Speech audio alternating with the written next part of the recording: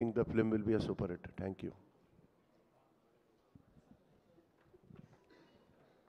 అందరికి నమస్కారం. ఇందాకే రజనీ గారు మాట్లాడుతూ నాగార్జున గారి గురించి మాట్లాడుతూనే ఉన్నారు.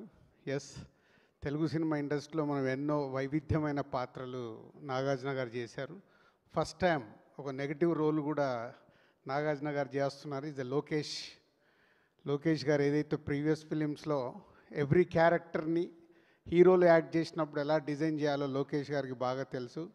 సో రజనీకాంత్ గారు చెప్పినట్టు నాగార్జున గారు మళ్ళీ ఒక కొత్త అన్నమయ్య అప్పుడు ఒక డివైన్ టచ్ ఎలా అయితే స్టార్ట్ చేశారో ఇప్పుడు నెగటివ్ రోల్లోకి రావడం ఈ సినిమాకి పెద్ద అసెట్ కాబోతుంది. ఎందుకంటే చూస్తూనే ఉన్నాం, ప్రేక్షకులు కూడా ఇప్పుడు హీరోలుగా చూడటానికి ఇష్టపడట్లేదు. సో హీరోలే సంథింగ్ ఇంకేదో కొత్తగా చేస్తానే చూస్తున్నారు.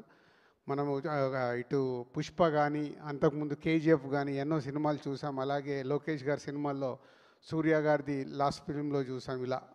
So sir welcome, is a new వరల్డ్లోకి వస్తున్న నాగార్జున గారికి వెల్కమ్. అండ్ రజనీ సార్, ఈరోజు మీరు ఈవెంట్లో లేకున్నా మీరు పంపించిన సందేశమే తెలుగు ఆడియన్స్కి సరిపోతుంది. భాషను గుర్తు చేశారు. మళ్ళీ మీ అందరి కాంబినేషన్లో ఇది ఒక వరల్డ్ వైడ్గా ఒక సెన్సేషనల్ హిట్ కాబోతుంది కూలీ.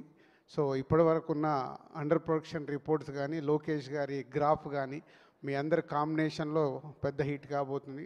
ఇందులో మేము పార్ట్ అయినందుకు thank you very much. And Sun Pictures ఈ సినిమాని తెలుగులో మాకు చేయడానికి అవకాశం ఇచ్చినందుకు థ్యాంక్ యూ వెరీ మచ్.